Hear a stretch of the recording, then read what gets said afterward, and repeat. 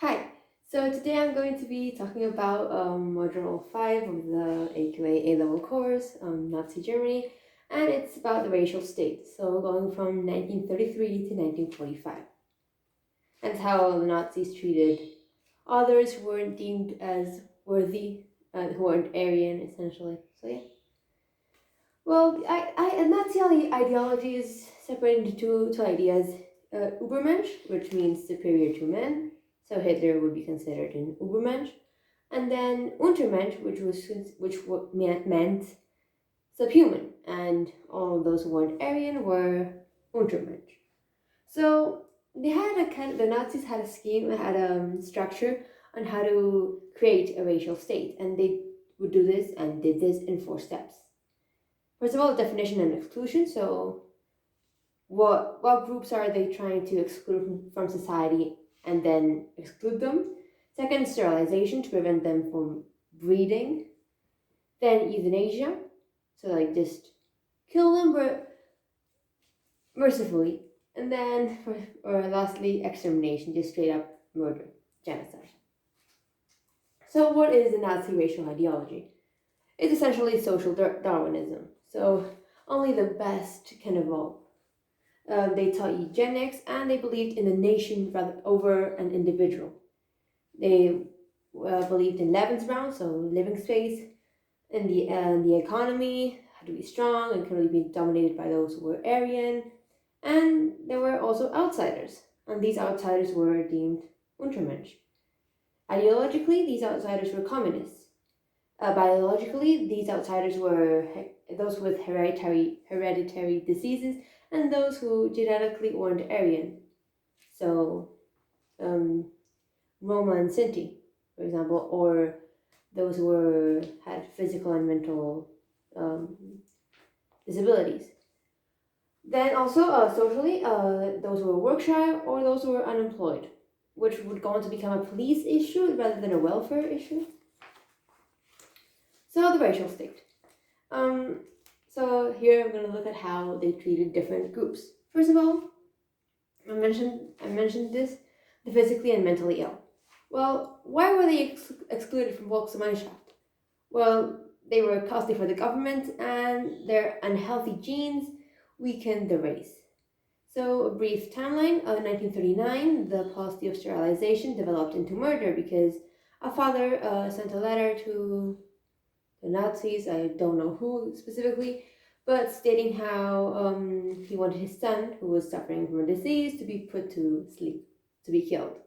And they did this and said, hey, why don't we implement this solution to others and to all other physically and mentally ill? In 1940, carbon monoxide gas started to be used, which was ideal because it was a silent killer. The people who were being killed, they didn't realize they were being killed. And yeah, it was kind of efficient. And then from January 1940 to August 1941, over 70,000 were killed in just 6 euthanasia centers. Most notably, Madhausen, or however you pronounce that. Then also in August 24th, 1941, the program called the T4 program was halted, but they didn't close down the chambers. These chambers would go on to be used for the Holocaust. From 1941 to 1945, so during the war, after the T4 program was closed, they introduced the 14F13 program, and this was implemented in concentration camps. And through this program, 20,000 died. In 1941, the propaganda movie, obviously organized by Goebbels, called Ich klage an, was seen by 18 million people, and it told the story of a wife who was dying and begged her husband to euthanize her. And in the end, he did, and it was a happy ending. And it's considered to be one of the most dangerous propaganda movies of all time. By 1944, approximately 200,000 people had been killed during using these euthanasia, T4, and 4F13 programs. So what was the impact of these Nazi policies? Well, first of all, in 12 years, over 350,000 people were sterilized, and hundreds died as a result of this Hitler cut. The T4 unit, like I mentioned, was established for just the killing of disabled people. This was headed by Dr. Karl Brandt. And another notable Nazi physician who was involved in this was Philip Bauer. The government actually marked those who would die or who would survive. They they would do in the concentration camps later on. They said, okay, you seem fit enough to work, so you seem fit enough to serve society. You can live. You're missing leg. I'm sorry now. They had they marked them with a plus if they were to die, or the negative if they were to a plus if they were going to die, or a negative if they were going to live. Families who sent, because they organized this program like, we're gonna help cure your son, for example. So families send their loved ones to these programs, and then suddenly they were informed of a rapid disease which had killed them. However, they were sent their urns back, but some people noticed some weird things. For example, one family who had sent their little boy, they got told he died, but then when they received the urn, it had a hair clip, like a pink hair clip, and not pink, but like a hair clip that was clearly a girl, and they knew perfectly well that their son didn't use these hair clips, so that couldn't have been their son. In another case, a family was informed that their loved one had died because their appendix had burst because of appendicitis, but this person had their appendix removed many months before, so it couldn't have been that. So people started to catch on. The staff and the methods they worked so effectively until enough opposition was raised that they had to stop, but rather than directly starting the program, they put it on hold, and the same methods and these same people would go on to be used in the Holocaust. The propaganda machine just said, oh look, these are all mercy killings, they can't function properly, they're suffering every day, let's just kill them, and it's good, we're helping them. But of course it was just killing. And then from 1939 to 1945, overall 200 to 250,000 were killed in this program alone. A bit of hypocrisy. Goebbels himself, he was a cripple. He had his hand club foot, so he walked with a limp. And if he had not been a leading Nazi, he would have been executed in this program. Then the next category are asocials. Where asocials, they were excluded from Volksgemeinschaft because they gave offense to the community and they were unwilling to work. So, brief timeline, in September 1933, a week occurred, which is now known as Beggars' Week, in which 100,000 Trams and vagrants were taken into police custody. In 1938, there was an official definition as to what these asocials were, and they were defined as being vagabonds, gypsies, beggars, prostitutes, alcoholics, eccentrics, work-shy, lesbians, and juvenile delinquents. Now, homosexuals aren't classified as asocial, and lesbians are classified as asocial rather than homosexuals.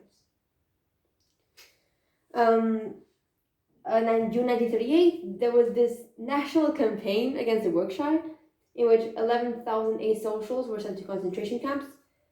For example, Buchenwald was one of the concentration camps they were sent to. So what was the impact of these Nazi policies? Well, if you were considered orderly or worthy, you would be given work, and that was all good. But if you were considered disorderly or unworthy, you would be sent to concentration camp and given the black triangle. That was like the signs they used to classify different types of people in these concentration camps. If you were not working, a lot of pressure was put on you because there were a lot of people finding work. Well, I say finding work. Unemployment was decreasing, and officially, unemployment was decreasing. So why were people finding work? Well, whilst you were just sitting around. Now, unemployment figures in Nazi Germany are mostly fake because propaganda, but hey. If you were deemed disorderly, like I said, you were sent to concentration camps where if you weren't killed later on, you would probably die out of exhaustion and poor conditions because no water, poor food. If you got food, no medical attention, overworking, no sleeping. Conditions were horrible. And they really stressed the biological origins of asocial behavior, so they needed to eliminate asocials from society to prevent it from spreading. Yeah. Many of these unworthy people were removed using this, it's all biological, through sterilization and even death. They were killed. There were around 300 to 500 asocials who were identified during this regime, but these didn't appear in unemployment figures, so like unemployment figures in Nazi Germany, you can't really trust them. They're all pretty much fake. And the hypocrisy, well, apart from Hitler being a drug addict, everyone knows that, Goering was also a drug addict. He was addicted to morphine, and he got addicted to morphine after the Munich Putsch. He fled to Austria, and then because he was injured, he started using morphine, and he became addicted to it. And if he had been a normal person, he probably would have been discriminated against. But because he was a leading Nazi, well, he was saved. Then we have homosexuals. They were excluded from Volksgemeinschaft because they were degenerate, perverted, and a threat to the racial health of society. Timeline, well, in 1934, clubs were shut down, most notably El Dorado, and the Gestapo make a list to control the homosexuals, and Rome, who was a leading Nazi up until this point, head of the SA, he was killed.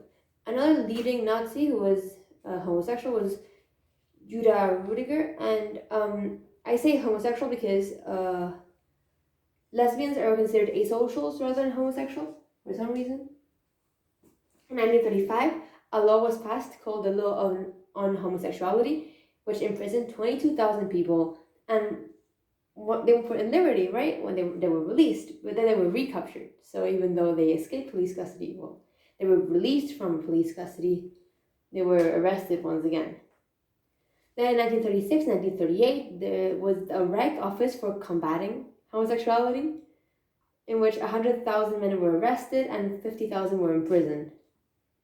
Many of these were transported to concentration camps where many died. Another group in society, they are Jehovah's Witnesses. Well, why were they excluded from Volksgemeinschaft? They had international links. There was suspicion of loyalty to the regime. They showed the most hostility towards the Nazi regime because they didn't follow this Übermensch idea. They didn't follow the Hitler myth. They believed that their leader was God, and God had not sent Hitler to save Germany, so why should they listen to Hitler? And they even refused to take the oath of loyalty and refused to do the Nazi salute. A brief timeline, well, the Gestapo began to attend meetings to control what they were saying. In 1935, the Watchtower Society was banned. In 1945, 10,000 were imprisoned and 2,000 were sent to concentration camps. And the impact of these Nazi policies towards Jehovah's Witnesses was that 30,000 people in Germany were considered Jehovah's Witnesses and were and did face this discrimination. Well, 1,200 died in camps, and 250 were actively executed. I forgot to mention the impact of Nazi policies on homosexuals. I skipped over that part. Well, like I said, clubs like El Dorado were shut down. Any gay organizations that were discovered by the Nazis were banned. There was voluntary castration to cure the men of these homosexual tendencies. Also, 60% of gay men living in Nazi Germany were living in concentration camps. Lesbians, like I said, they were considered asocials, and around 10 homosexuals a year in the SS were shot just because they were homosexual. Then we have the Roma and Sinti, or Gypsies. There are two different groups, the Roma and Sinti. Well, they were excluded from Volksgemeinschaft because they had been discriminated against in the past. This was nothing new. and they were seen as criminals. They were a menace to the Aryan purity, and they were half gypsies too, who had entered German society normally, and they could be seen as dangerous because they could begin relationships with Aryans and make the Aryan gene pool less rich with Aryan genes or whatever, you know. So at time in 1936, another Reich Central Office was established, this time for the fight against the gypsy nuance. Himmler in December 1938,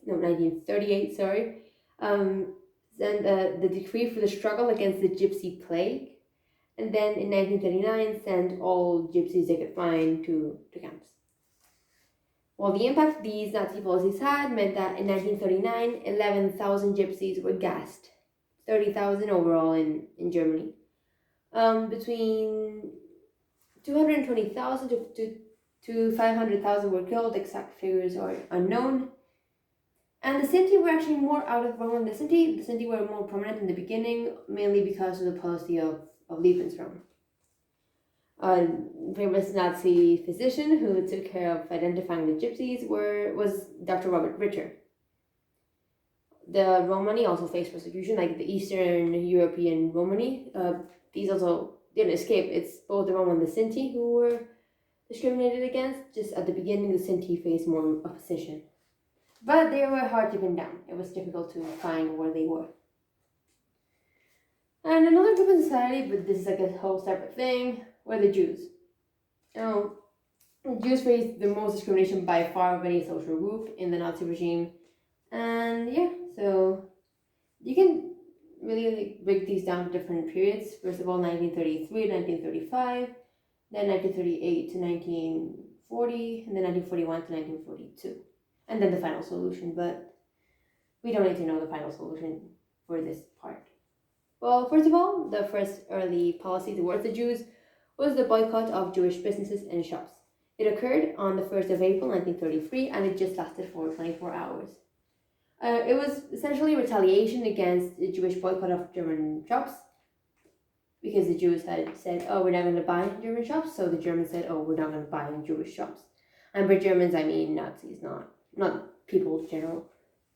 It was organized by the propaganda ministry. It was Goebbels, in fact, who organized this. And again, a lot of propaganda was made to support this boycott. The SA marked the shops of the windows of the Jewish shops with the Star of David, and even stood at the doors. Doctors, teachers, lawyers, they were disrupted. The judges could, if they were seen, they could be stripped of their robes right there and then. If they were caught at that moment, they could be stripped of their robes. However, this didn't totally work for the Nazis. So, what constituted a Jewish business? Was it a business that was entirely owned by a Jew? Was it a business that was half owned by a Jew? Was it a business in which a Jew worked there? So, how did they decide which businesses were discriminated against? Half ownership again was a huge problem, because if an Aryan co-owned a shop with a Jew, should they discriminate? Should they boycott that shop because an Aryan was working there, but also a Jew was working there? This was disapproved of by many Germans. They thought this was really unnecessary, and if they had a package that they were waiting for, they would just go around the SA member and go into the shop. Also, it only lasted one day, and Goebbels really did want for this boycott to last weeks. And it was just to appeal and appease radicals like Heydrich. But I needed to get their support for the legal revolution, which was going on at the time. And he wanted to avoid any foreign backlash. And this boycott did receive some foreign backlash, so Hitler needed to stop it. Then the legal revolution. Now, that is for another module, but the legal revolution laws passed specifically for the Jews. Well, first of all, we have the civil service laws. Now, when I talk about positive and negative, I mean I'm talking about for the Nazis, not for the Jews. So positive for the Nazis was that in 1933, the law for the restoration of the professional civil service was passed, in which many Jews working in the civil service were dismissed. around 37,000 Jews immigrated, and 1,200 at university had to leave, had to drop out because of these laws. These laws, they really damaged the Jews economically, and the law for the overcrowding of German schools and universities was passed, which also really hurt not only adults but children. They couldn't really attend school because of this law. Also, 16% of lawyers were Jewish and 11% of doctors too.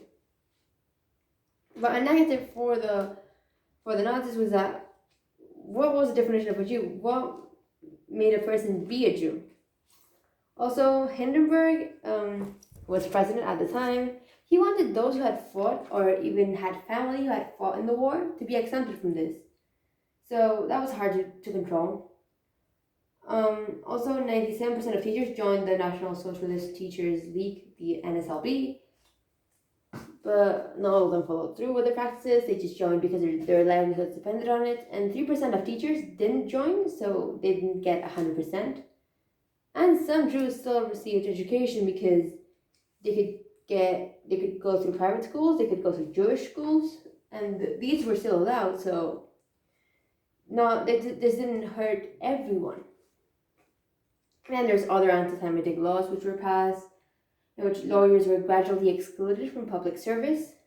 There was even some propaganda against Jewish doctors, and even at one point having some removed. And by April 1933, all Jewish doctors were banned. 1933 also, like I mentioned, the law for the overcrowding of German schools and universities meant that the number of Jews getting an education was greatly reduced. Children and young adults couldn't exactly become educated. And even those who were at school, who were permitted to stay, were segregated in classrooms. The Aryan children sat in a better part of the school than the Jewish children. The negatives, however, were that some doctors continued to practice even after the ban, because imagine you had some loyalty to your family doctor, you would continue going to that, so why would you stop? And also, some Jewish children, like I said, they could still attend private and Jewish schools. They had the press laws, in which the newspapers and the media owned by the Jews, which were quite a lot, were silenced, and many journalists were forced to move abroad. And that is a legal revolution for the Jews. Then the Nuremberg laws. These were passed on the 15th of September, 1935, because some people believed that the persecution going against Jews up until that point hadn't gone far enough. They wanted more. Also, Hitler announced that the Communist International had declared war on Nazism, and by that point they had reached sort of political stability. The legal revolution and the boycott was just when the Nazis were just getting into power, and Hitler wasn't even Führer.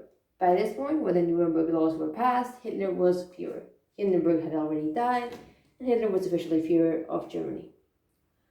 The positives, one of the Nuremberg laws was the law for the protection of blood and honor, which officially outlawed any marriage between an Aryan and a non-Aryan, which didn't exactly say it was only for Jews, but yeah. It also banned sexual relations with Jews. So you didn't have to be married. If you had a sexual relation with a Jew, you could be held accountable for that, and you could be imprisoned even just for having sex with a Jew. Then you have the Reich citizenship law. People could only be citizens if they had pure German blood. The Jews were classified as subjects, not even people, just subjects. It just showed how the main German concern was now anti-Semitism. They could pass anything that would help promote this anti-Semitic sentiment. German Aryan women were even persuaded to leave their Jewish husbands. And those convicted and released were then rearrested and then placed in concentration camps, and those who were released again were rearrested and so on and so on. Yeah. Then the first supplementary decree on the Reich citizenship law was passed in November 1935, and it officially gave the definition of a full Jew. which was 3 grandparents or 2 grandparents and a spouse, or a half Jew or a Mischling, which was 2 grandparents. The negative, however, it was difficult and difficult to interpret the definition of a Jew. And also, Jews could just buy falsified documents from the black market, therefore leading to an increased demand for these falsified documents. And if you were a half Jew or a Mischling, you could live a relatively normal life. But of course, this made life for the Nazis who were trying to persecute the Jews harder, because we're half Jews. Aryan? No, but they weren't Jew either. And then the last section is increasing discrimination. So, by the 14th of July 1935, there had been a series of anti-Jewish demonstrations in a local swimming pool in Hagenbrücken, however you pronounce that, demanding that the Jewish bathers be removed so that they wouldn't be allowed to swim in the swimming pool. Also, bars and businesses had signs that said "Jews not welcome" set up.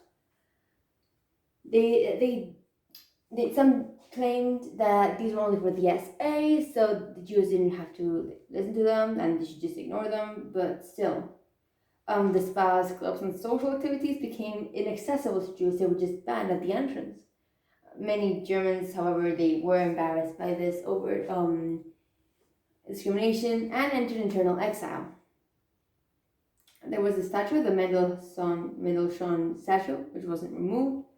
A lot of Jewish books were burned, like Albert Einstein. Albert Einstein. His books were burned. I don't know which ones, but some of his works. And then the love with restoration of the professional civil service, I mentioned before, left many jobless, and because of this increasing discrimination, they couldn't find a job. So that is up until 1933 to 1935. Then 36 and 37, it's not that much. The Nazis aren't that focused on discrimination. They are more focused on, the armament and economy, and also kind of Lebensraum. But in 1938, one of the big policies towards the Jews that could take place, White Kristallnacht, the Night of the Broken Glass.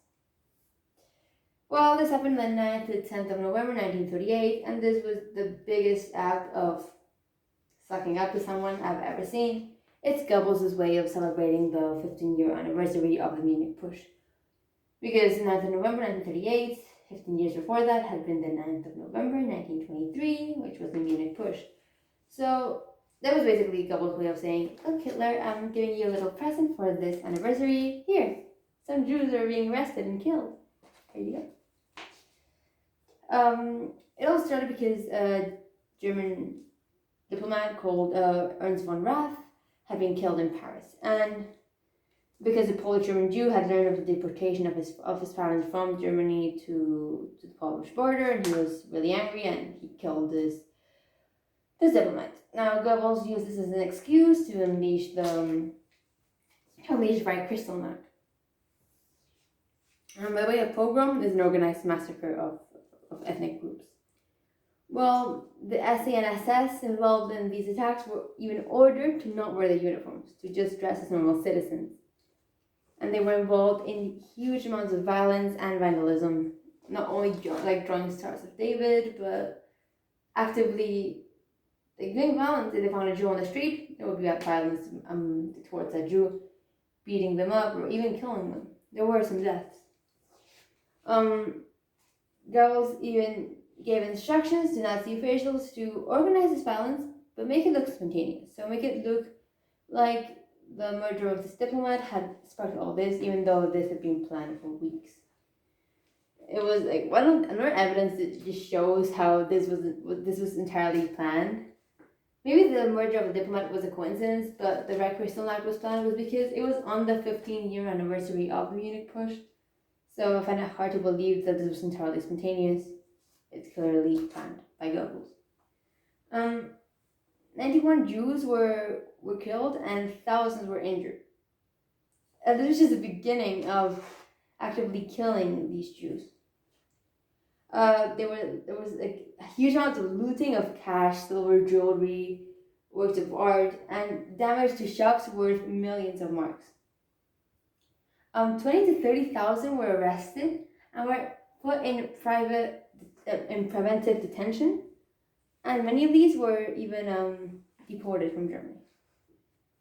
The fire brigades, who were in charge of because fires spread out all over Germany, especially Berlin, they were told to stand back and prevent the fires from spreading to other buildings.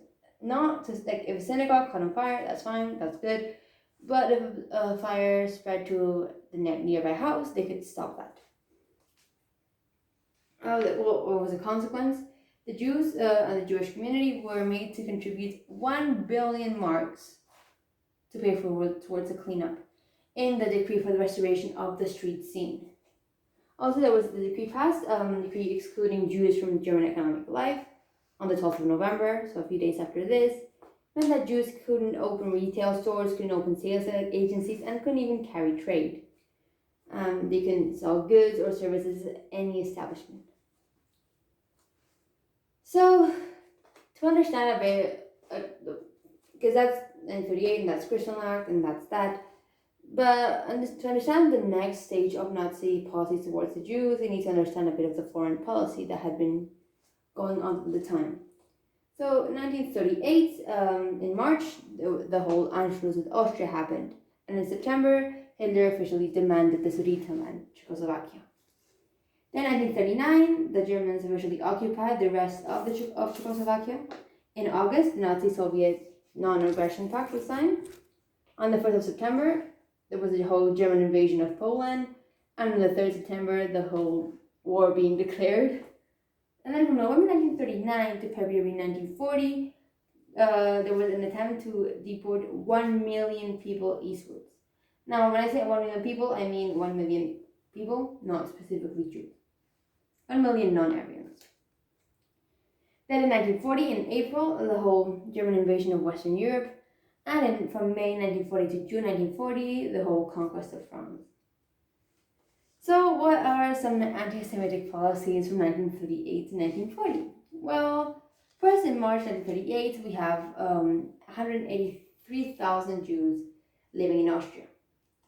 Now, when the Austrian Anschluss happened and they officially united with Germany, in March 1938, the Central Office for Jewish Immigration is set up by Heydrich. In April 1938, just the following month, 500 Austrian Jews commit suicide because they could see what was going on and they preferred to die by their own hand right then, rather than wait for them to be killed. That same month, there were in Austria, 40,000 Jewish-owned businesses.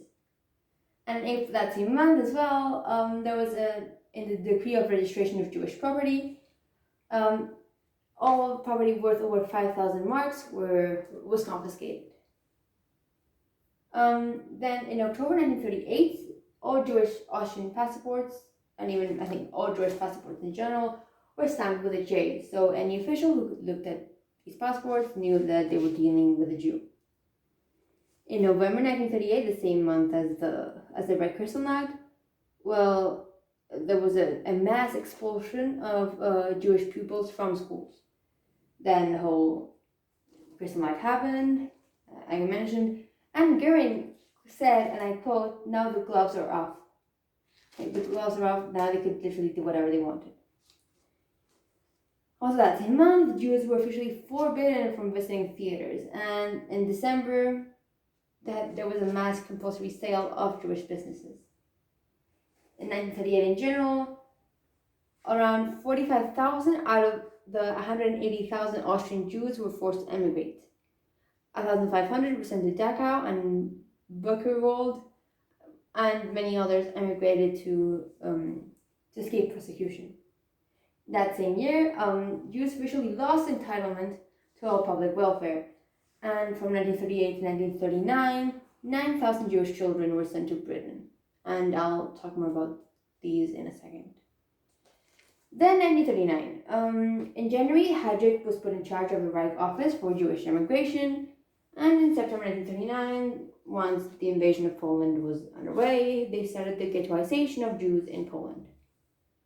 That same month, around 1,901,000 Jews, or 61%, were in occupied Poland. So, like, quite a few in Poland. And this really affected the policies towards the Jews. Now they had to be more radical because there were more Jews. Then in October, the whole euthanasia program I mentioned before was authorized by Hitler. And this didn't really directly affect Jews, but some Jews fell into this program. That same month, the Gestapo chief Mueller instructed Eichmann to order the deportation of around 70 to 80,000 Jews in the district of Katowice. This would go on to be extended to Czech Jews from the Reich Protectorate of Bohemia Moravia. That same month, October 1939, was not a good month for the Jews. All men, Jewish men with a non-Jewish name, had to change their name to Israel, and all women had to change their name to Sarah, so they could be identified easier. In November, Jews in Poland were forced to wear the Star of David. If they were caught without the Star of David, they could be put in prison and sent to concentration camps straight away. That same month, around 550,000 Jews were deported eastward. These were part of the 1 million people being deported. Over half of these, 550,000, were Jews.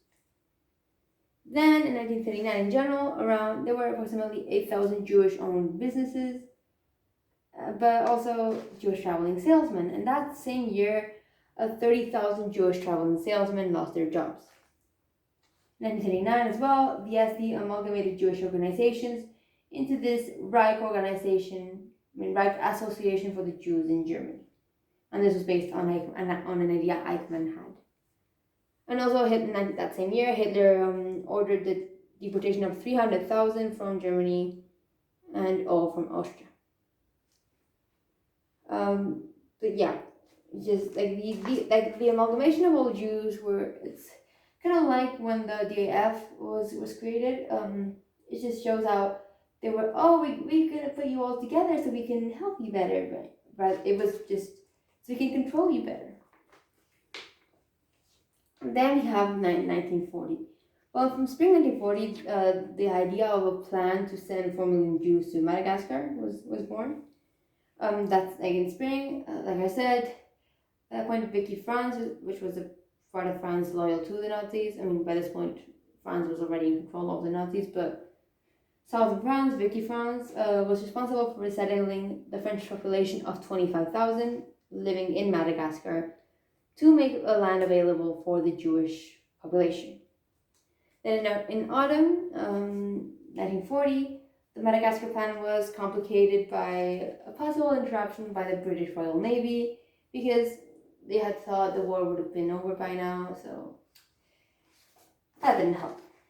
Then in October 1940, Operation Barbarossa officially shelved the Madagascar Plan in favor of sending the Jews into Siberia, east of the Urals.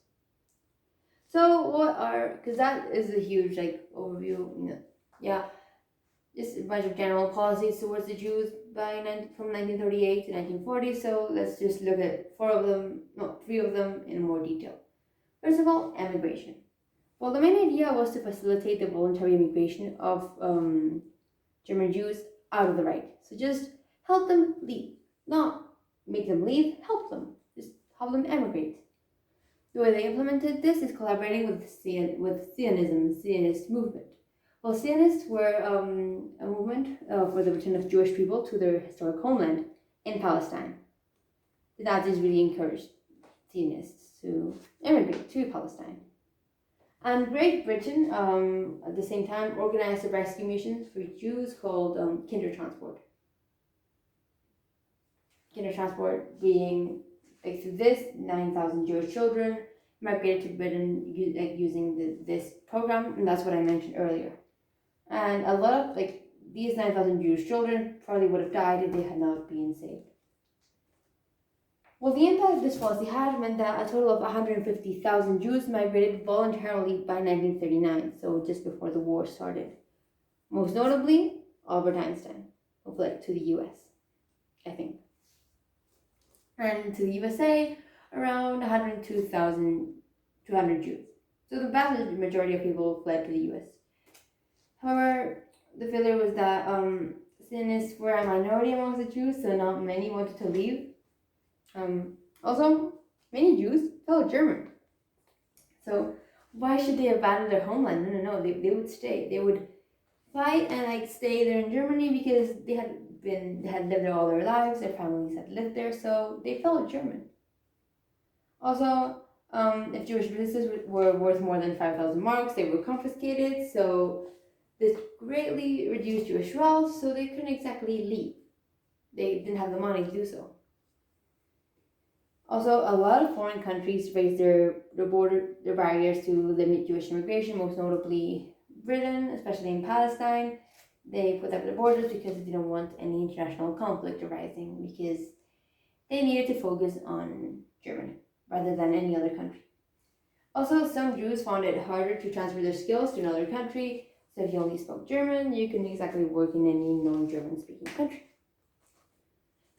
Then the next stage came of their policy towards the Jews, and this was deportation.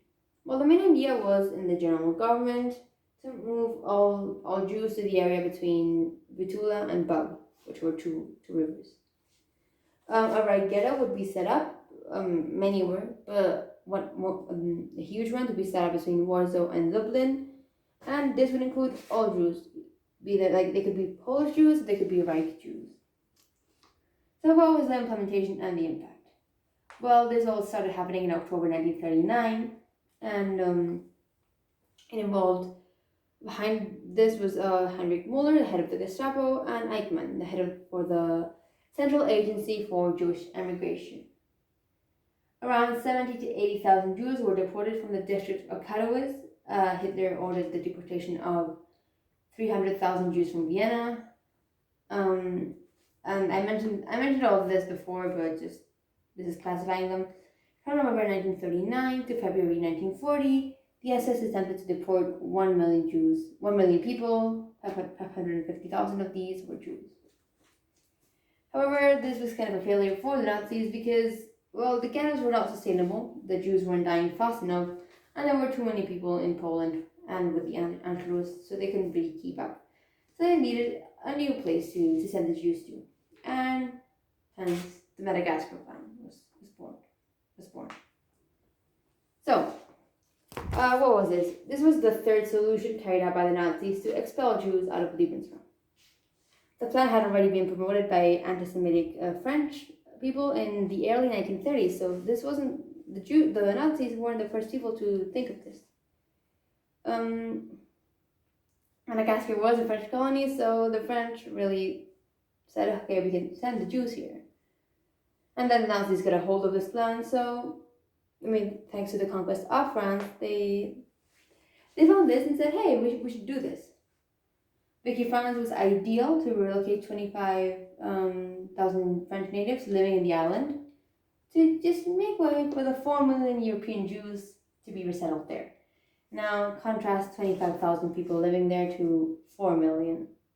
Something doesn't exactly work. This would go on to work in phases. The first one being farmers and construction workers and artisans would be sent to Madagascar to prepare the island for the massive immigration. And the way they financed this was using the money confiscated from the Jews in Kristallnacht. This is the whole natural wastage idea, and that was also implemented in the ghettos, which meant that they hoped, the Nazis, that the Jews would just die off and they wouldn't have to worry about them. They would die because they were living in terrible conditions. So if the Jews died, it was not the Nazis' problem anymore. Well, Madagascar offered enormous land, really far away from any European power, many colonies, and no political tensions could appear, like what I mentioned before in Palestine. Well, in October 1940, the Nazis wanted to implement this policy towards the Jews, but by this point they had really hoped that the war would have finished by that point. Obviously, the war kept on going, and they couldn't really work. This plan couldn't really work because The plan was to go through the canal, Suez Canal, but they would be stopped by the British Navy, which was far superior than the Kriegsmarine, which was the German Navy. Well, Hitler said, okay, we can't do the Madagascar Plan. That is impossible, so let's find somewhere eastwards. So rather than going to Madagascar, let's find maybe next to Russia. And, well, they did. And the whole Operation Barbarossa plan started. Madagascar Plan just proves how the extermination of the Jews wasn't the Nazis' go-to option. They had thought of sending them elsewhere rather than letting them live in, they had thought of sending them elsewhere rather than killing them. So it was an extermination from the start, although by the end it definitely was extermination. So then we have anti-Semitic policies towards the Jews from 1940 to 1941. Well, by this point, let's look at the German conquests. In the east, by mid-1941, there had been Poland, the Baltic states, Czechoslovakia, Western Russia, and Ukraine. And in the west, France, Belgium, Holland, Denmark, Austria, Norway. So the Nazis really dominated Europe by this point. The Soviet Union, they had kind of controlled this in the Nazi-Soviet Pact, signed on the 23rd of August, 1939, but it was just Stalin's way of buying time and of hoping the West would be weakened.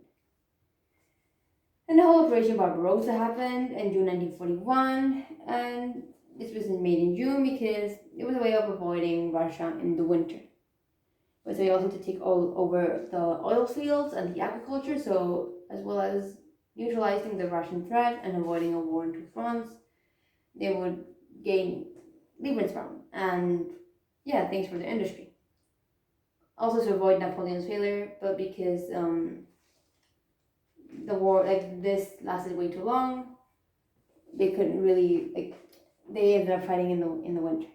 And 3 million Soviet Jews were absorbed into the Reich using this Operation Barbarossa, which by the way was a complete betrayal of the Nazi-Soviet Pact. So, anti-Semitic policy up until 1942 was more increasingly radical. It put really a lot of pressure on Hitler by leading Nazis such as Himmler, Heydrich, Goebbels, and it all, like everything in life, came down to money. They needed money to fund the war. In November 1939, the Jews were officially banned from buying radios, and the radio sets were confiscated. They were prohibited from buying chocolate, which I don't really understand, but hey. 1940, they were excluded from rationing clothes and shoes. If you were a Jew living in Berlin and you wanted to buy stuff, you could only do this from 4 p.m. to 5 p.m. In 1941, there was a tightening of the police permit on travel, so it would be easier to it was harder to travel and easier to control those who wanted to leave the country. Also, in July 1941, there was a increased policy to try and kill all Jewish sympathizers. And by December 1941, the Star of David was made to be implemented in Germany, not only in Poland. So, the ghettos. These were started to be used in 1940 with the deportation policy, but these were used from then on. So what were they? They were a controlled area of a town or city reserved for a particular race, and although not limited to the Jews, these were the largest population there. They had been a feature of life in Europe since European times, so they were really nothing since medieval times. So they were nothing new. And in the early stages of the European conquest, East Nazi authorities herded Jews into overcrowded ghettos in cities like Warsaw and Lodz, or however you pronounce that. Then why were they created? Well, the Nazis needed a plan to deal with these huge Jewish populations. So they couldn't really evacuate everyone, because that was just impossible. So they had to hold them somewhere. And in February 1940, 320,000 Jews were living in Lodz, the second biggest city in Poland. So the conditions, well, first of all, a barricade was set up. Then the second part of the building a ghetto plan was make the Jews build a wall. Now, I am not going to say what it sounds like, but the Jews had to build a wall, and the Jews had to pay for that wall. I'm just gonna leave that there.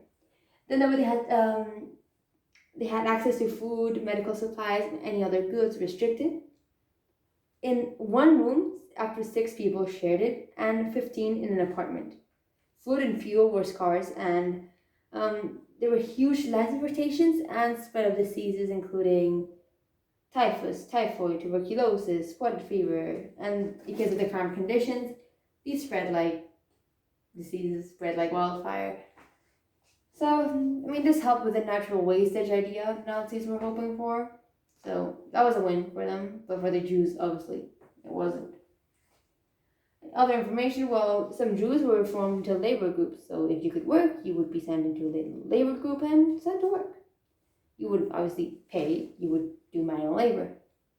But also a Jewish Council of Elders was set up, which would inform the Germans in exchange of the responsibility of managing food, health, finance, security, accommodation, registration.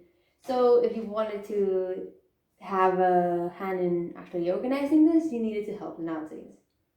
So it was making a deal with the devil. Also, those sent to the ghettos had their homes outside of the ghettos confiscated. So you can if you left the ghetto, you couldn't go back home. There was in these ghettos, a huge black market for the food. And well, some Jews did get relatively rich, and by relatively I mean enough to live by. Then all the Jews just became increasingly poor, and many died. Even Jewish leaders organized prayers and religious festivals in the ghettos, even though these weren't allowed. And there were illegal schools formed and printed press, obviously illegally too. So, this is the main form of policy towards the Jews of this period, and it's the first instance of the mass murder of the Jews. The Einsatzgruppen.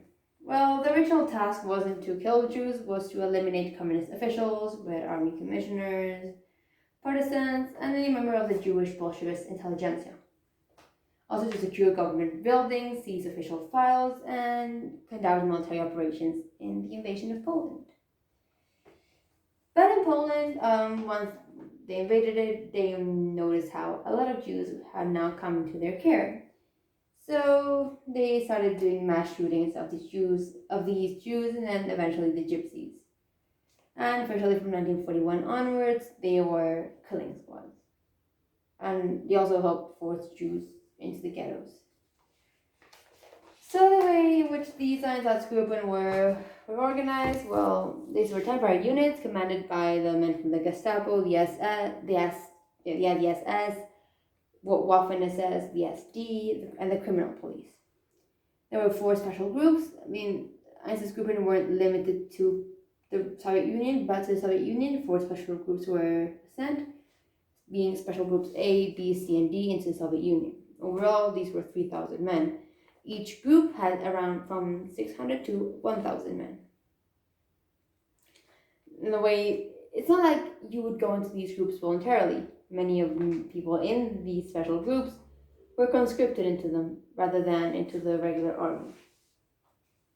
They overall, not only in the Soviet Union obviously, but in Europe, their membership rose to 40,000.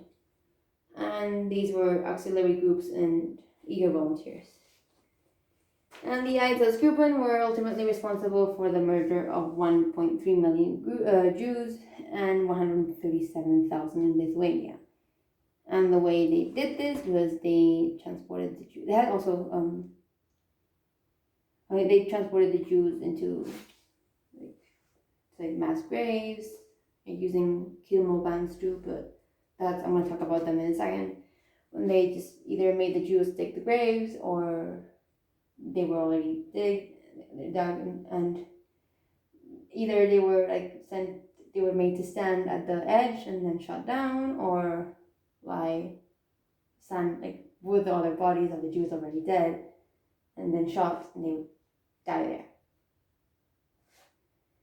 So, the final solution. This is the last part. Well, chemo bans. These were execution bans. The Jews were packed in the back, and the exhaust pipe was put into where the Jews were, and then carbon monoxide would be produced, and this would suffocate the Jews. Then the Wannsee Conference really established the final solution. In July 31st, 1941, Goering ordered Heydrich to draw up a complete plan of the final solution. The SS wanted more efficient methods for carrying annihilation of Europe's now 11 million Jews under the control of not only the Nazis, there were other Jews in other European countries, but right now they need to focus on eliminating and annihilating these Jews. December 1941, chemo vans and the first annihilation camps started operating, the first ones being in Poland. And then the Wannsee Conference happened on the 20th of January 1942, which was a secret conference hosted by Heydrich and then having other prominent Nazi members. 15 participants, all of them being high-ranking SS officers, NASDAQ and government officials, not necessarily belonging to the Nazi Party, but they had Nazi beliefs. Well, they said that Europe's Jews would all be deported to Eastern territories and they would be murdered there. And this protocol was all recorded by Eichmann, who concealed the genocide using euphemisms. And, well, because of Eichmann's recording this, we know this conference took place. So who was to blame for the Holocaust? I mean, there are three groups and then there's the resistance. I'm not going to get into the Holocaust because that's not part of this module, but I don't even know if the final solution is part of this, but I'm just telling you. First of all, the perpetrators. So these include Hitler, Heydrich, the SS, the Waffen-SS, Einsatzgruppen, Eichmann, the Inner Circle, police forces, and anyone who attended the Wannsee Conference. Then collaborators. These were the perpetrators were people who actively were involved in the killing. The collaborators were people who allowed these killings to take place. So IG Farben, who made the gases, Volkswagen, which the cars, Hermann Goering Steelworks also helped, Hugo Boss made the uniforms, USSR exporter of woolen food, informers, local translators, financiers, weapon suppliers, builders, drivers, anyone who allowed these things to take place. Like builders who made the concentration camps, drivers who drove the chemo vans and who drove the Jews to the concentration camps and to their deaths.